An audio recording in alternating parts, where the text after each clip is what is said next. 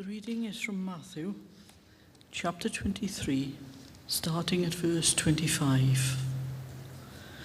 Woe to you, teachers of the law and Pharisees, ye hypocrites!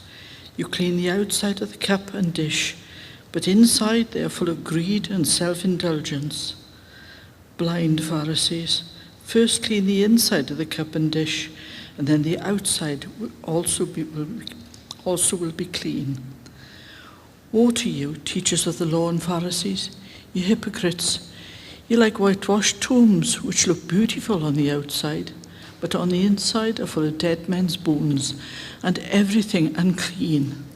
In the same way, on the outside you appear to people as righteous, but on the inside you're full of hypocrisy and wickedness. Woe to you, teachers of the law and Pharisees, ye hypocrites! You build tombs for the prophets and decorate the graves of the righteous. And you say, if we had lived in the days of our forefathers, we would not have taken part with them in shedding the blood of the prophets. So you testify against yourselves that you are the descendants of those who murdered the prophets. Fill up then the measure of the sin of your forefathers. Amen.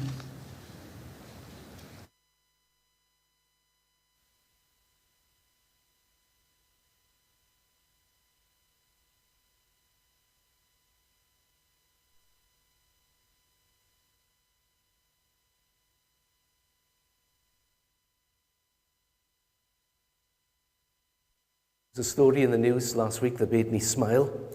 At the British Film Awards, the BAFTAs.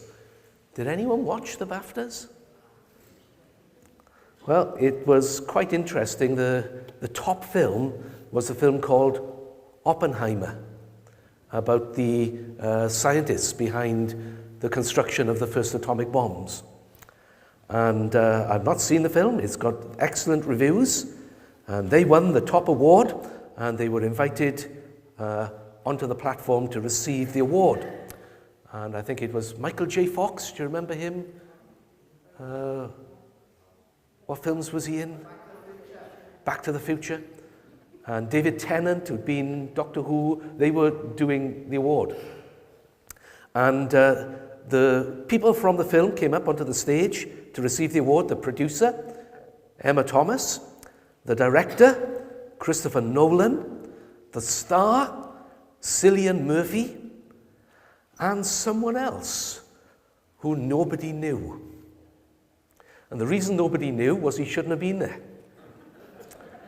He was a social media prankster who goes by the name of Liz Wanney. And if you've seen the picture, you can see him standing behind, smiling and being out there in front of everybody else when he shouldn't have been there at all. In fact, how he got into the event in the first place was that he dressed up with a security jacket, one of those, kind of yellow jackets that people sometimes wear, and just walked in and nobody stopped him or searched him. Then he got changed into his suit and got rid of the yellow security jacket and stood around as if he was, had every right to be there when he didn't. And when the top film was invited to come up and get their award, he went up with them and stood on the stage while everybody clapped and cheered. The moment, though, he stepped off, he was questioned and taken away by the security guards. But it's fascinating, isn't it, that nobody stopped him, nobody asked him any questions. So much for safety and security. What if he was a terrorist? There's a lesson there, isn't there? Don't judge by appearances. Be ready to ask questions. Check people's qualifications or their right to be knocking on your door, or question people's actions. I saw this on social media. People didn't yell to crucify Jesus because he was really nice, tolerant, non-judgmental, all-inclusive and affirming. People yelled crucify because he claimed to be God, said that he was the only way, called out sin, and rejected what culture and religion had accepted. There's a thought.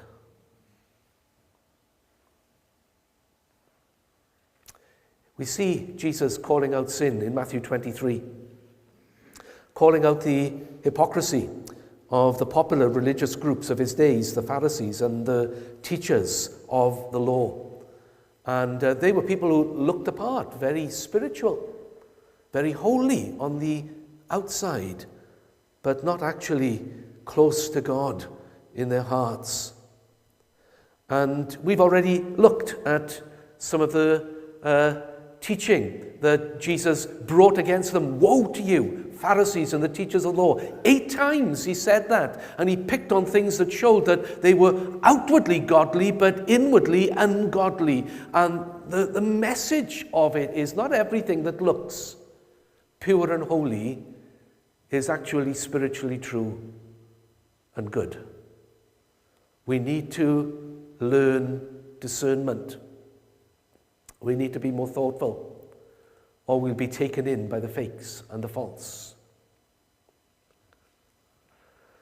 So Jesus starts to call out the sin of the religious leaders of his day. He's not the gentle Jesus, meek and mild of the children's songs and children's Bibles. This is the real Jesus who practiced true teaching, tough love, true love. The Jesus of history, the Jesus of the New Testament. And tonight we come to the last 3 of those 8 woes. And for fun, I've called them a sham, a spam, and a scam. I thought we'd have a little bit more reaction to that. I worked hard on that. First of all, he accuses them of being sham in verses 25 and 26. And sham means fake, or pretend, deceiving, or tricking people. So if you've got your Bibles and you look with me at Matthew 23, verses 25 and 26. In verse 25 it says this, "Woe to you, teachers of the law and Pharisees, you hypocrites! You clean the outside of the cup and dish, but inside they're full of greed and self-indulgence." Now, part of this was literal. The Jews, the Pharisees, were particularly keen on physical cleanliness. And they would wash their cups and dishes before they put their food in them. But Jesus here is talking in language that is a metaphor. He's not talking just about the literal cleaning of cups and dishes. He's talking about their lives being a container for God's Spirit. And while they appear clean on the outside, they are not right spiritually on the inside. They're full of greed and self-indulgence. I don't know if any of you have ever been to somebody's house where they offer you a cup of tea and coffee, and you go into the kitchen with them and find that they're going to make you a cup of tea and coffee in a dirty cup. Maybe it's one of those things that pastors come across because we do a lot of visiting. Okay, and I remember going into one house and grab the cups, and the inside they could do with a good scrubbing, I can tell you. I don't think I drank that coffee that much. And really, this is the kind of image that Jesus is using here about the scribes and the Pharisees. That they look good on the outside, but there was something missing. They were selfish. They were greedy. It was all about them. On the outside, they wanted people's praise. They wanted to be honored. They wanted to be respected. They wanted to gain some way with their outward actions and appearance. These sorts of shams still happen in our day. One of the stories in the news this week was about a famous charity that paid people to go knocking doors, raising money. And the people they paid to go knocking doors, raising money, were taught to cry, to pretend to be deaf, to lay it on thick. And the charity was a very good charity. It's a charity that any one of us would be happy to support But this organization that was raising money from them raised £3 million. But they were paid £1.5 million to do so. This was just this week. And in the newspaper that I read, in the Times newspaper, it made the front page, and there were another 2 full pages inside talking about what is, in some senses, just a sham. People pretending to be outwardly what they weren't inwardly. You and I need to be better than that. We need to be people that, for all our faults and our failings, people say, well, what you see is what you get. You know, I might not like what they say or like what they do, but they're honest. They tell the truth. It's who they really are. They're not putting on a show. They're not dressing things up. You see, Jesus says, blind Pharisee, clean the inside of the cup and dish, and then the outside will be clean. He's not really talking here about your dishwasher, okay, about, what goes on in the sink. He's talking about what goes on in the heart, how people need to be right on the inside. Or otherwise, our outward appearance just misleads people. It's a sham.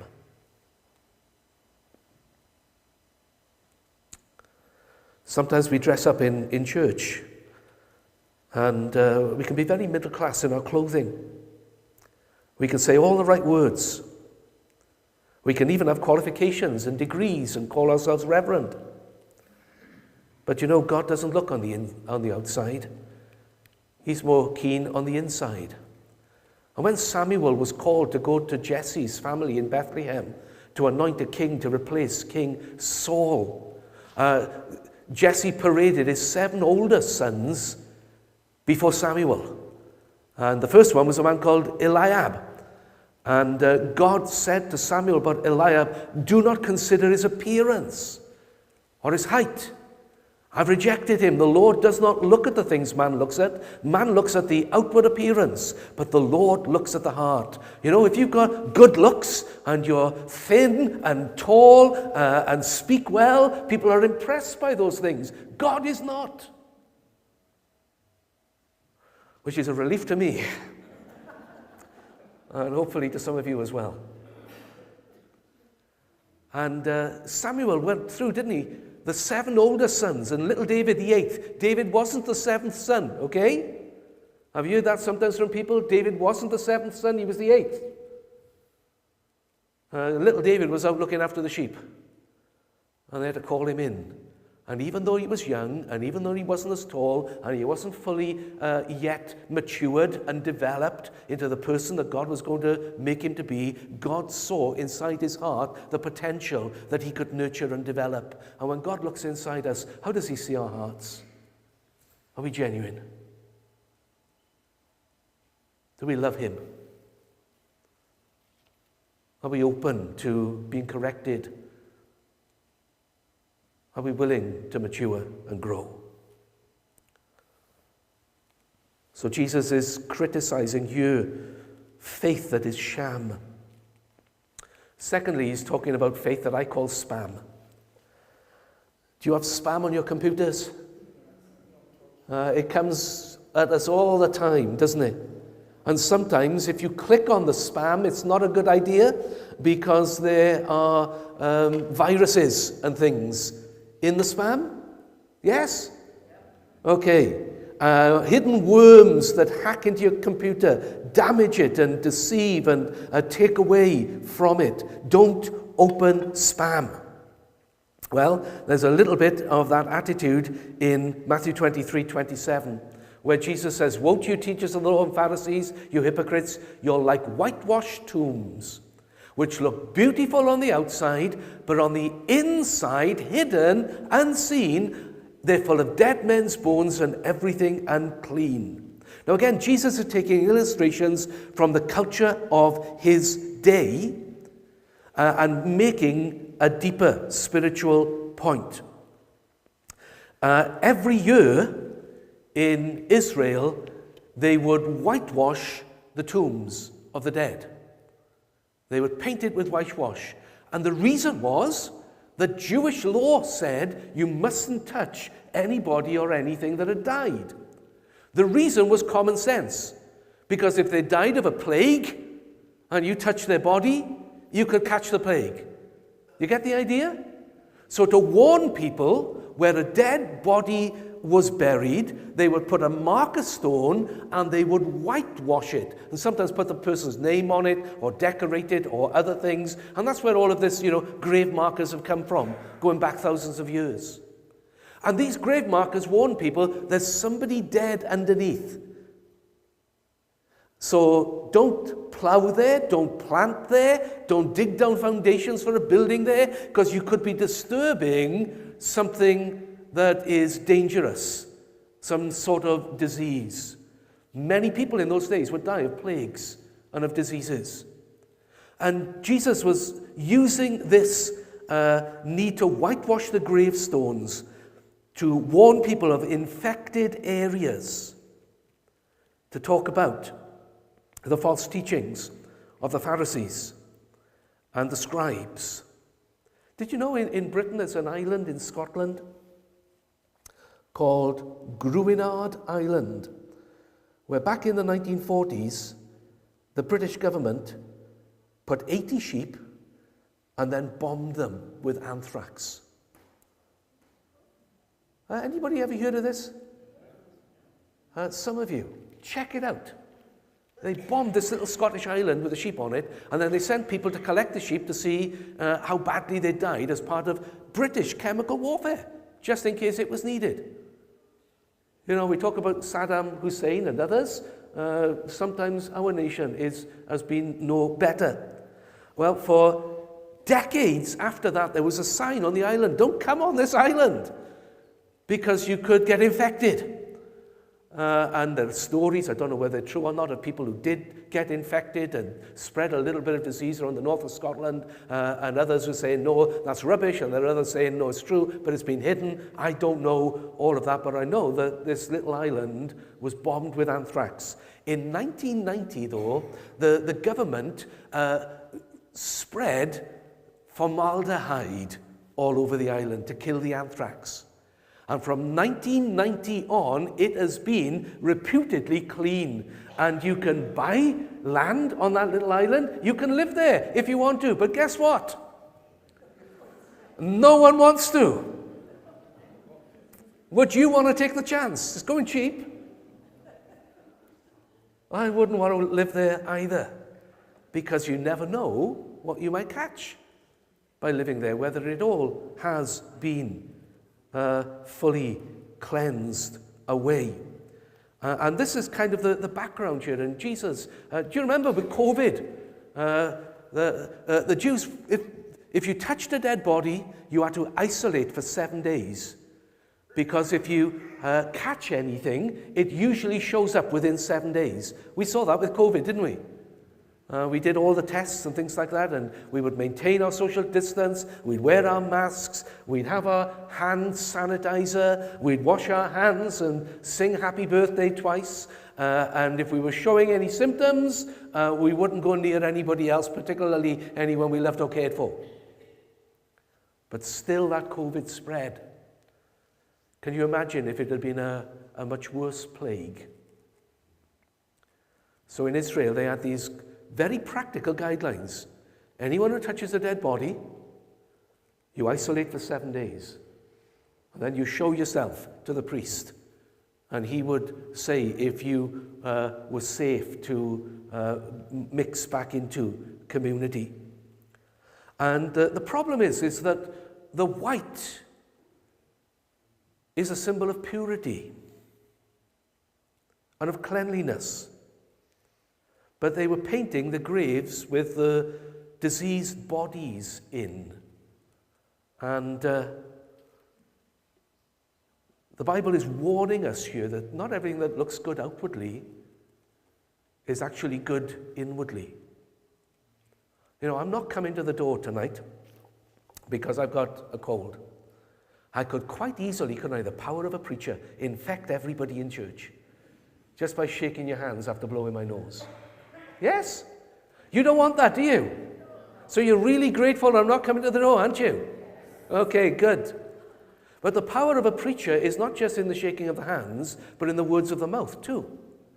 And some preachers can infect whole congregations with false teachings, false ideas, with spiritually diseased concepts, if I can use that language, by the things that they speak, as well as by the shaking of the hand. And we need to be more discerning, and we need to see through these people who seem whiter than white on the outside, but actually are not on the inside. Another story from the news this week do you remember the post office scandal? In the post office scandal, the computer systems were faulty, and that led to hundreds of post office workers being charged with criminal convictions. Some went to prison, others' lives were ruined. And it's come out now that some of the post office executives knew the computer was faulty and covered it up. One of them covered it up and was so good at covering it up that she had a CBE from the Queen. Yeah. She had to hand it back this week, taken back off her. Not only that, but she was a leader in the Christian church and was at one point sounded out and interviewed about whether she would become the next Bishop of London. We can look good on the outside, but God looks at the heart. He doesn't want people who are like spam or like whitened graves, who can fool people that they're wonderful, when actually what they're doing is deadly, damaging. We need to be discerning. So Jesus says to these Pharisees and scribes, in the same way on the outside, same way as these whitewashed tombs, you appear to people as righteous, but on the inside you're full of hypocrisy and wickedness. Because it was actually all about them. And even in those days, it wasn't about what you knew, it was who you knew. It was about self-interest among the elite families. And those were the people who had all the fame and all the fortune. And then thirdly, before we get there, James, the half-brother of Jesus, Mary and Joseph's son, wrote one of the books of the New Testament. He says this in James 4, verse 8, "Come near to God, he will come near to you. Wash your hands, you sinners, and purify your hearts, you double-minded." He's not really there just talking about washing your hands. He's saying about do the right things outwardly, but also make sure that you're right with God on the inside. Maybe we can do that when we come to pray a few minutes now. Lord, check us. Lord, have we got anything wrong in our lives that you want to put right? Help us to do so. And then thirdly, there was a bit of a scam. And a scam is something where people are misled or deceived outwardly for dishonest gain. You know what a scam is. You've heard about it before. Well, in Jesus' day, there was a scam going on with the Pharisees and the teachers of the law. Woe to you, teachers of the law and Pharisees, you hypocrites! You build tombs for the prophets and decorate the tombs of the righteous. And you say, if we'd lived in the days of our forefathers, we would not have taken place with them in shedding the blood of the prophets. What's going on here? Well, actually, about 50 to 100 years before Jesus, they had built some special tombs in Jerusalem where they had placed the bones of Malachi, Zechariah, and Haggai. The tombs of the prophets. Prophets who had been murdered, Zechariah, in the temple for saying things that the society and culture of that day didn't want to hear. Jesus talks about it later in Matthew 23, okay? You can go to Israel today and visit the tomb of the prophets. It's on the Mount of Olives, and it's actually quarried into the mountain. And it's very impressive. It's wonderful to look at. And that's just the outside. On the inside, it goes in, and there's places where they buried the bones, so they said, of Malachi, Haggai, and Zechariah, the last three prophets of the Old Testament, and also the rich and famous. They were buried alongside. So I don't know if you can see in the picture on the screen the little alcoves where the bones of those who were part of the Pharisees and the scribes, and the most famous of them, had their little slot to be buried alongside the prophets. So it was really as much for their benefit as for the actual prophets. And they would have made money and made fame and glory for themselves from the building of the tombs of the prophets. And Jesus is there on the Temple Mount, and he can see these tombs. And he's drawn attention to it. It was something new in their day. It had only been done, 50, 75 years before. And people were still being buried in there then. And Jesus says, you did this, but you say it's for the benefit of the prophets. No, you're as bad as those who killed the prophets. So he says, you testify against yourselves that you are the descendants of those who murdered the prophets. And then he goes on, doesn't he, to say, fill up then the measure of the sin of your forefathers. What's he saying here in verse 32? He's saying that just as they persecuted the prophets and the messengers of God in the past, so they are persecuting the Messiah. And they will complete the job in a few days' time by crucifying him. He's just told the parable of the tenants, where in Matthew 21, you know the parable? I nearly read it tonight, where the landowner gives a vineyard to some tenants, and at harvest time he sends some servants to get his share, and they kill him and beat him. And he sends another, and they treat him badly. And then finally he says, I'll send my son. They'll respect my son. But when he sends the son, they kill the son. And Jesus can see it coming. He knows he's going to the cross for you and for me. And the fact that Jesus, the Son of God, was terribly treated, crucified, before he died and rose again, is a reminder that those who are true to Jesus today will often also face persecution and hardship for the truths of God. Are we up for that? Are we willing? Even if people say horrible things about us, do terrible things to us, are we willing to be true to Jesus? Found this on social media. People, she don't act like a Christian. God, I don't need actors. True spirituality is about being genuine, being honest, acting with integrity, speaking truthfully and lovingly. True spirituality is not pretending to be something that we're not, of recognizing that we are sinners saved by grace, totally dependent on God's love and forgiveness. True spirituality is being humble, being sincere, being people who might not always like what we do or what we say, but will see that we really mean it and that we're trying to do our best. So what? Woe to the spiritual shammers, spammers, and scammers.